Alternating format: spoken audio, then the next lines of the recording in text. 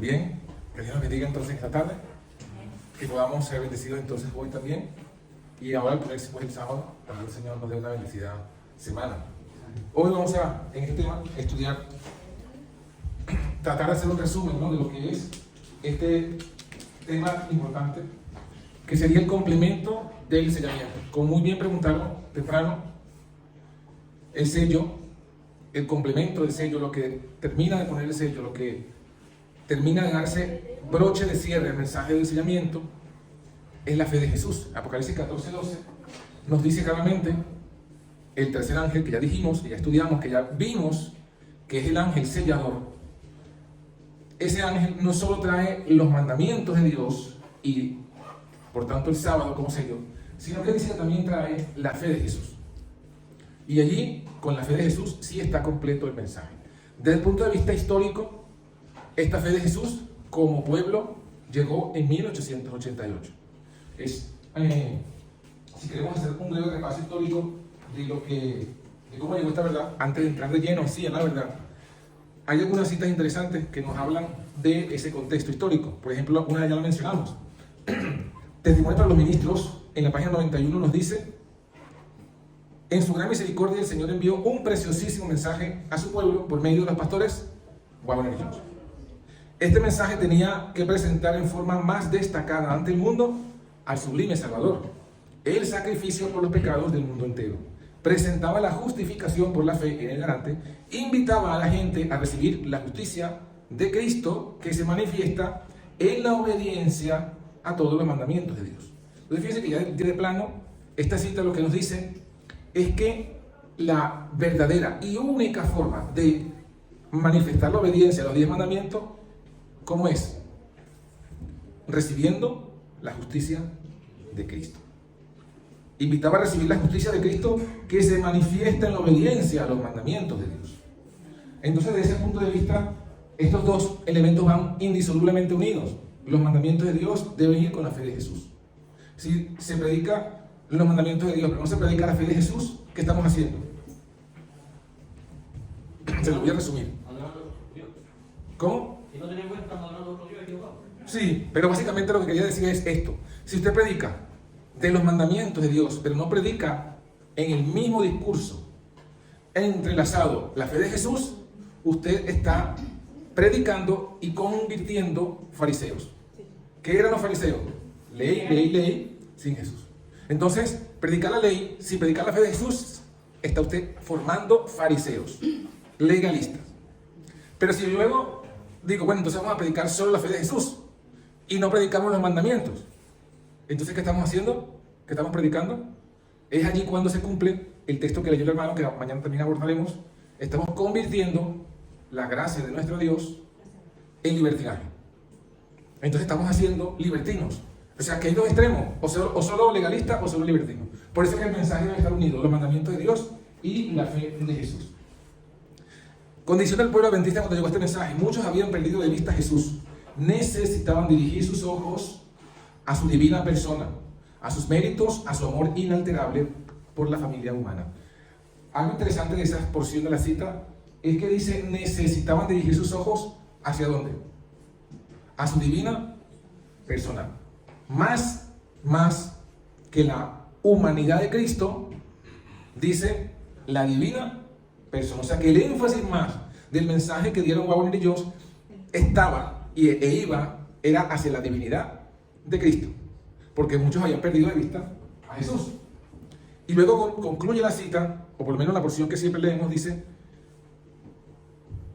el mensaje del Evangelio de su gracia tenía que ser dado a la iglesia con contornos claros y distintos, para que el mundo no siguiera afirmando que los adventistas del séptimo día hablan mucho de la ley, pero no predican a Cristo ni creen en Él. Y ese era el objetivo, pero no se cumplió, porque no se aceptó el mensaje. Por tanto, entonces, los adventistas, desde ese momento hasta hoy, ¿cómo se nos ha visto? Y con razón, como que solo hablamos de la ley. ¿Cómo se conocen los adventistas? Ustedes son los que predican del sábado, de no comer carne, de no comer cerdo. Así se conocen los adventistas. Entonces, sigue siendo vigente, porque siguen diciendo que los adventistas hablan de la ley pero no predican a Cristo. Y es verdad, porque todavía no se predica a Cristo. Y en un sentido la iglesia ha querido quitarse de encima esa acusación, predicando entonces ahora de puro Cristo, dejando a un lado el mensaje de los mandamientos de Dios, pero ahora están predicando es a otro Cristo. Entonces, ¿qué más nos dice entonces el fin de la cita? Dice, este es el mensaje que Dios ordenó que fuera dado al mundo. Es el mensaje del tercer ángel que ha de ser proclamado en alta voz y acompañado por el abundante derramamiento de su espíritu. La cita, si creemos que es verdadera, debemos entonces entender que el mensaje del cuarto ángel, ¿cuál es? Porque aquí dice,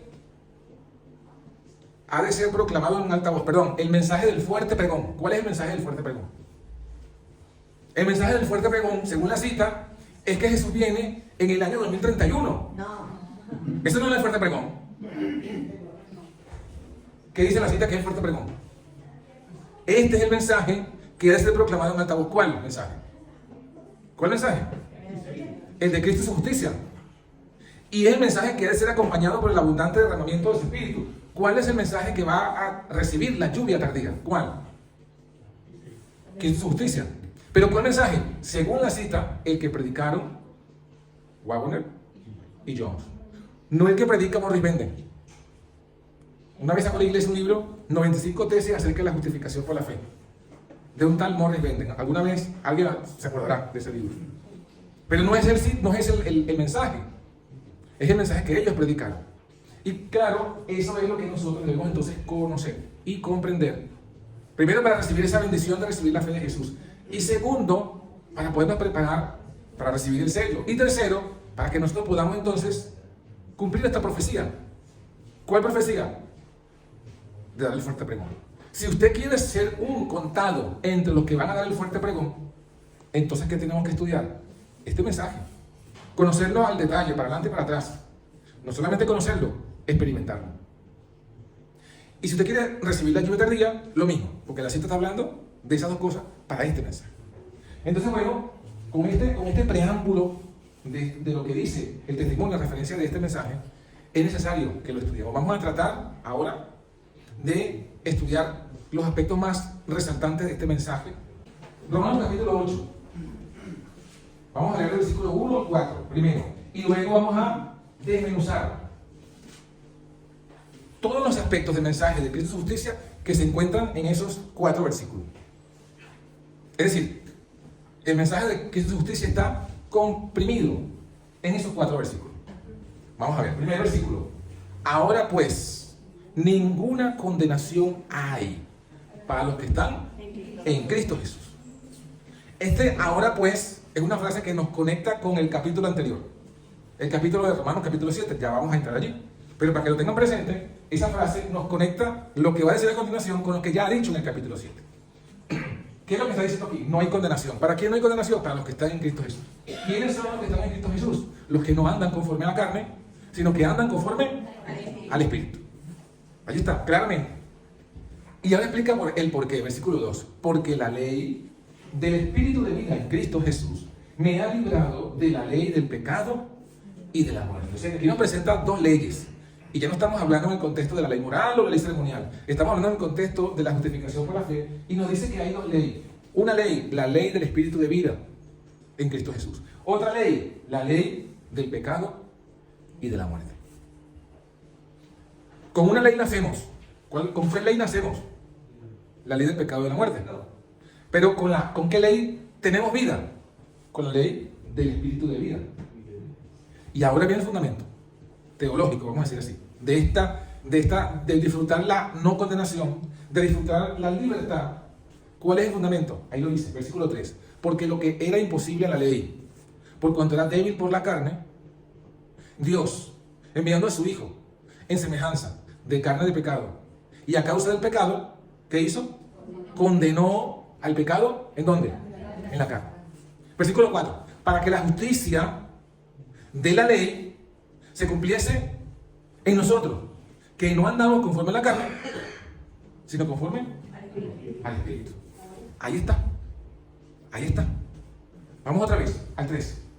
Vamos a ver las partes componentes del mensaje. Primera parte, lo que era imposible a la ley. Lo primero que se menciona es la ley. ¿Cuál ley? Los mandamientos de Dios. ¿Y qué nos dice? Que la ley había una imposibilidad. ¿Cuál era la imposibilidad? Bueno, que nosotros no podemos guardar la ley. Pero claro, si lo decimos así suena el discurso del diablo. Porque realmente es el discurso del diablo. Porque lo que dice el texto es en qué tiempo verbal está el verbo. Valga la redundancia. ¿En qué tiempo está el verbo? Cuando dice era, ¿en qué tiempo está el verbo? Pasado. Era imposible. Era imposible. ¿Y por qué era imposible? ¿Por qué?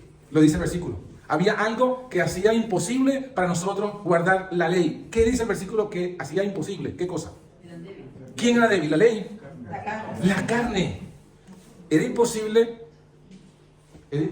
para la ley porque teníamos una carne y la carne estaba débil. Entonces fíjense en el primer punto. Primer punto, la ley no está abolida. Porque si la ley estuviese abolida, no había necesidad de mencionar la necesidad de que Cristo viniese a ayudarnos a guardar la ley. O como dice el versículo 4 que leímos, si la ley estuviese abolida, ¿para qué necesitamos que la justicia de la ley se cumpla en nosotros? No hace falta, está abolida. Pero el texto no dice eso, el texto dice, no necesitamos que la justicia de la ley se cumpla, que nosotros cumplamos la justicia de la ley, pero tenemos una imposibilidad. Entonces, primer punto, la ley, nuestro deber, los mandamientos de Dios. Para ese punto teníamos, porque hay que usar el texto como está, teníamos una imposibilidad. ¿Cuál es la imposibilidad? La carne. Entonces, segundo punto, entender la debilidad de nuestra carne. Tercer punto del mensaje, Dios. ¿Quién es aquí es Dios? ¿Quién es este Dios? ¿Quién es? El Padre. ¿Por qué sabemos que es el Padre? Porque dice que envió a su Hijo. Entonces aquí está hablando ahora, fíjense cómo aquí está hablando, cortito, pero está mencionando la verdadera deidad. ¿Quién toma la iniciativa? Así como el Padre dijo, Dios dijo, hagamos, ahora Dios dice, enviado. ¿A quién envía Dios? A su hermano gemelo. ¿No? Porque en el concepto trinitario, el Padre, el Hijo y el Espíritu Santo, ¿qué son? Son tres gemelos, son trillizos. Pero son tres, pero son uno solo, pero a su vez son tres. Y son tres igual. De hecho, si usted ve las pinturas artísticas católicas, por ejemplo, ponen a tres personas como Jesús igualita y dicen esa es la Trinidad. O sea que ellos ven en su concepción, la Trinidad son trillizos. Pero aquí la palabra dice, Dios envió a su Hijo. Dios no vino a sí mismo. Dios envió a su Hijo. O sea, ahí tenemos otra parte del mensaje. ¿A quién envió Dios? Envió a su Hijo. No vino Él, no envió un gemelo, tampoco envió a un ángel. Envió lo más precioso que un padre puede enviar. Si Dios hubiese venido a Él mismo, hubiese sido una gran muestra de amor, ¿sí o no? Pero si envió a su Hijo, ¿qué significa? Mayor es el amor. Y ustedes saben, y todos los que son padres lo saben. Yo siempre cuando hago ese análisis les pregunto, a ver, los que tienen hijos, piensen en un enemigo. Bueno, no un enemigo que ustedes tengan. Alguien que considere que usted es su enemigo. Ahora usted piense, ¿qué daría usted por esa persona? Bueno, si, como dijo Jesús, quizás lo mayor es que alguien de su vida. Pero si usted da a su hijo, o sea, ¿qué sería más fácil para usted? ¿Dar su vida o dar la de su hijo? Todo el mundo dice, no, yo prefiero dar la mía que la de mi hijo. Porque los padres aman más a sus hijos que a sí mismos, ¿sí o no? Entonces, si el Padre envió a su Hijo, ¿qué significa? Ahí entendemos Juan 3:16. De tal manera amó Dios al mundo que Dios fue a su Hijo. Que no vino Él pudiendo haberlo hecho, sino que hizo algo mayor, dio a su Hijo. Y es lo mismo que dice aquí Pablo, Dios envió a su Hijo. Ahora, ¿cómo envió Dios a su Hijo? Otro punto del mensaje. Naturaleza humana de Cristo. ¿En qué lo envió? En carne. ¿Pero en cuál carne? No es carne santa, carne de pecado. Y en esa carne de pecado, ¿qué hizo Jesús? Condenó al pecado. ¿Dónde lo condenó? En la carne. ¿Qué significa que lo condenó en la carne? Ya lo vamos a ver. Pero fíjense cómo va el asunto. La imposibilidad de guardar la ley, la debilidad de la carne, Dios envía a su Hijo, tercer punto. Cuarto punto, en carne de pecado. Quinto punto, porque hasta el cuarto punto está hablando de Cristo. Las primeras 4 partes del versículo 3 nos está hablando de quién es Cristo. O sea, la identidad. Dios envió a su Hijo. Y su Hijo vino en carne de pecado. O sea, que nos está hablando, por un lado, de la naturaleza divina de Cristo, es Hijo de Dios. Y segundo, la naturaleza humana de Cristo. Se hizo carne de pecado. Eso es Cristo. Ahora, la otra parte del versículo, cuando dice, condenó al pecado en la carne, nos está hablando de su justicia. La justicia de Cristo. Porque ¿qué es la justicia de Cristo? ¿Qué es la justicia? ¿Qué es justicia? Justicia es obediencia. Porque hay un versículo que dice, toda injusticia, ¿qué es? Pecado. Entonces toda injusticia es pecado. ¿Qué es pecado? Transgresión de la ley. Entonces toda injusticia es transgresión de la ley. Y por tanto lo contrario. Si toda injusticia es transgresión de la ley, ¿qué es justicia? Obediencia a la ley. Entonces cuando habla de la justicia de Cristo, ¿de qué estamos hablando? De la obediencia a la ley que hizo Cristo. Esta es la segunda parte, esta es otra parte, la cuarta parte del versículo. ¿Cómo fue la obediencia de Cristo? Bueno, Cristo tuvo pecado. ¿En dónde? En la carne. Y el pecado que estaba en la carne de Cristo quería dominar la mente de Cristo. ¿Sí o no? Cuando, por ejemplo, estaba en el desierto de tentación y el diablo le dijo, si eres hijo de Dios, convierte esta piedra en pan. ¿Qué fue eso? ¿Tenía Jesús hambre o no tenía hambre? Tenía hambre. ¿Y cuánta hambre tenía Jesús? 40 días de hambre. A veces nosotros nos saltamos 1 o 2 comidas y tenemos una angustia, un mal humor, nos da dolor de cabeza. ¿Sí o no? Imagínense a Jesús 40 días sin comer. O sea que el hambre de Jesús era multiplicada 40, 120 veces la nuestra, porque se saltó 3 comidas por 40 días. O sea que tenía hambre, sí tenía hambre. Y la carne de Jesús, si era la carne como la nuestra, de pecado, el hambre de Jesús no era un hambre como la que tuvo, la que pudo haber tenido Adán en el paraíso. Es más, cuando Adán se comió la fruta, ¿tenía hambre o no tenía hambre? No, ni hambre tenía. Ese fue una intemperancia. No es lo mismo el caso de Jesús. Entonces Jesús tenía el pecado ahí que lo quería dominar, lo tenía en su carne. Pero ¿qué hizo Jesús? Cuando dice que condenó al pecado en la carne, es que el pecado lo condenó a quedarse allí en la carne. No llegó a la mente. Porque el proceso de la tentación es así. Santiago, ¿qué dice? Santiago dice que cada uno es tentado cuando, ¿qué? De su propia, ¿qué? Concupiscencia. Es atraído. ¿Qué hace el diablo para atraernos al pecado? Usa nuestra propia concupiscencia, nuestra debilidad. Ah, bueno, ¿a ti te gusta esto? Por ahí te traigo. ¿A ti te gusta esto otro? Por ahí te traigo. O sea que él tiene tentaciones para todo y cada uno de nosotros. Y por la concupiscencia somos atraídos. Pero aunque somos atraídos, aunque somos tentados, todavía eso no es pecado. Hasta que el pecado pasa de la carne a la mente, porque dice, cada uno atraído y seducido. Y el pecado después que ha sido, palabra, concebido, da a luz el pecado. Y el pecado consumado para la muerte. Entonces, ¿qué está diciendo? Que el pecado comienza, la tentación comienza en la carne, sí. Pero el pecado es cuando se concibe en la mente. O sea, cuando el pecado pasa de la carne a la mente. Jesús dice, condenó al pecado, o sea, él fue tentado como nosotros, pero él no concibió el pecado, no aceptó el pecado, condenó al pecado en la carne. Esa fue la justicia de Cristo. Ahora, el versículo 4 habla de Cristo, nuestra justicia. Porque cuando Cristo hizo eso, eso fue su victoria. Ahora, el versículo 4 dice, ¿para qué hizo Jesús eso? Para que la justicia de la ley, la justicia que exige la ley. ¿Cuál justicia exige la ley? Que se cumpla, que se obedezca. La ley te dice a ti, obedéceme y vivirás. Entonces, esa es la justicia de la ley. Nosotros no podemos porque ya estamos con debilidad, es lo que dice al principio.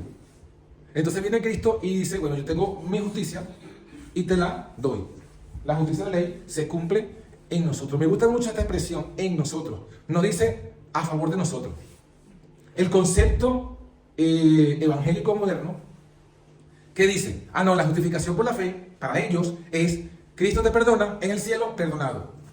Eso es lo que llaman la justicia imputada, en su concepto. Es decir, para ellos la justicia es que en el cielo te asignan el perdón de Cristo. Pero esa justicia está ya en el cielo, ya, allá. Yo aquí sigo pecando.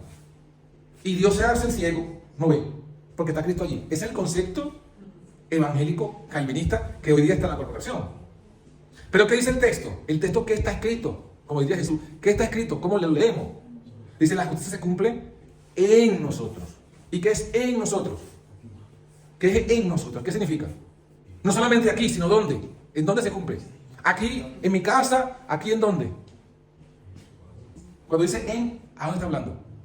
Dentro de nosotros. O sea que la justicia, como muy bien dice Wagner, es algo que nos alcanza, nos afecta y nos transforma. Porque si la justicia se cumple en mí, entonces la justicia, es decir, esa justicia de Cristo me hace a mí justo. No es que me considera, no es que Dios nos, como se predica, no, es que somos llamados santos. A David porque fíjense cómo manipulan y con el arte de la oratoria engañan. Miren, David, dice la Biblia que fue un hombre según el corazón de Dios. Eso lo dice la Biblia. Entonces, y también dice la Biblia, o sabemos por la Biblia, que David adulteró y asesinó. Y sin embargo, Dios lo llama un hombre según el corazón de Dios. Y ya, con eso presentaron el libertinaje. Con eso presentaron que usted puede hacer lo que quiere, sin embargo, usted es un hombre que tiene el corazón de Dios. ¿Pero es eso lógico? ¿Es acaso que tener un corazón de Dios significa que yo voy a hacer lo que sea?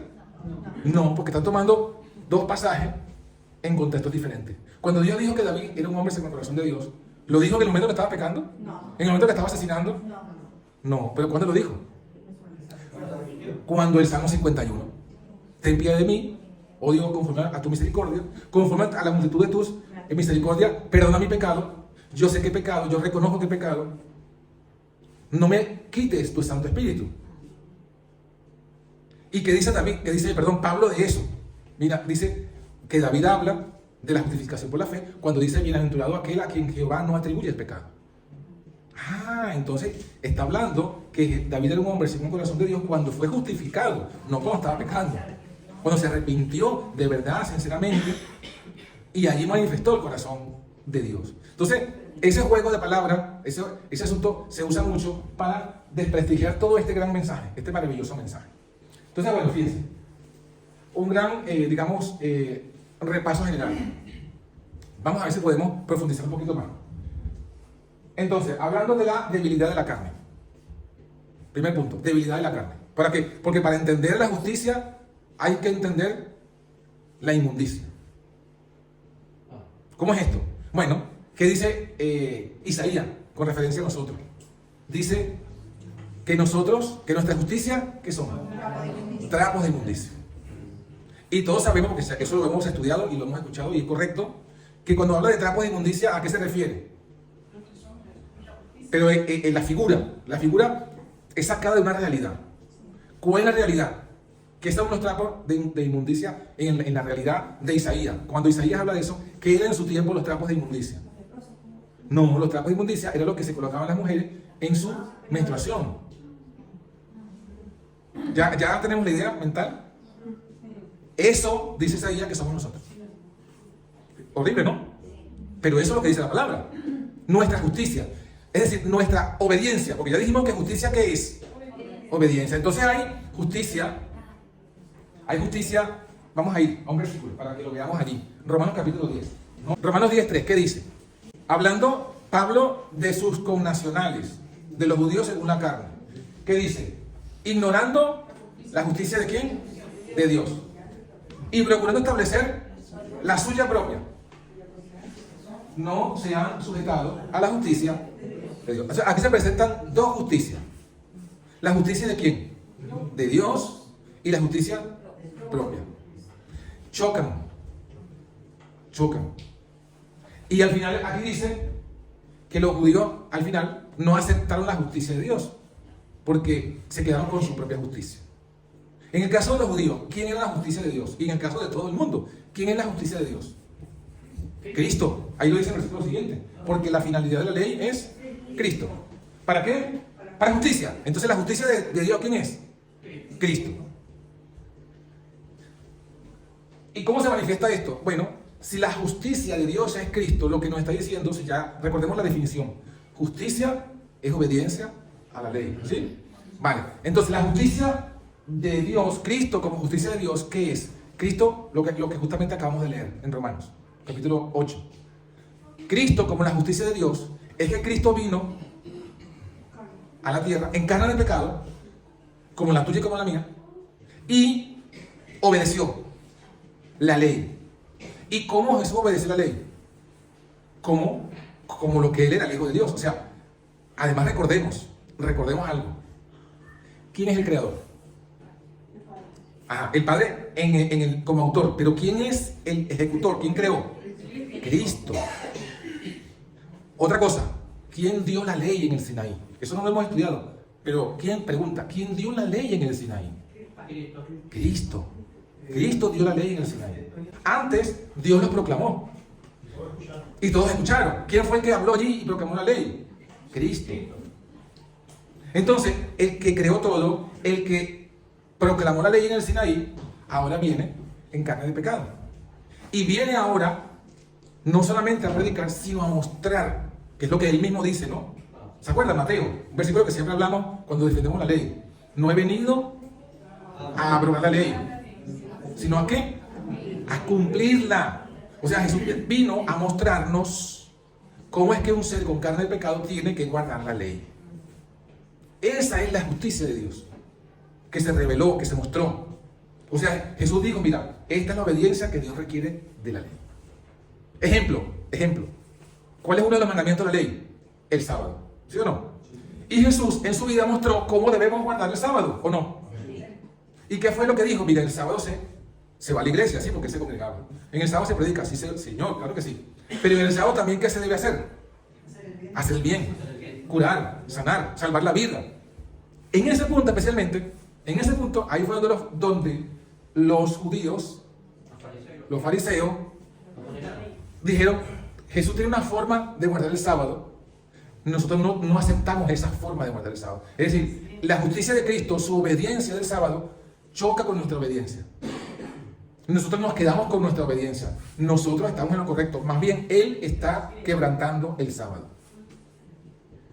Eso, además de mentira, era una prepotencia, no sé qué palabra usar.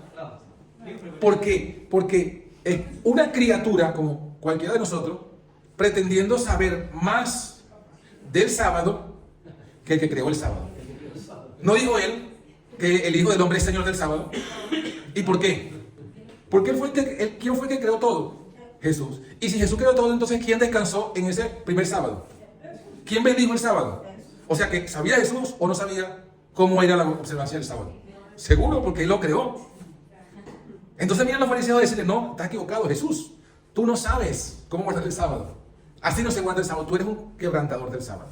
Bueno, eso es la manifestación en el aspecto práctico. O sea, así fue que se cumple lo que dice Pablo, que los judíos ignoraron a la justicia de Dios y establecieron su propia justicia.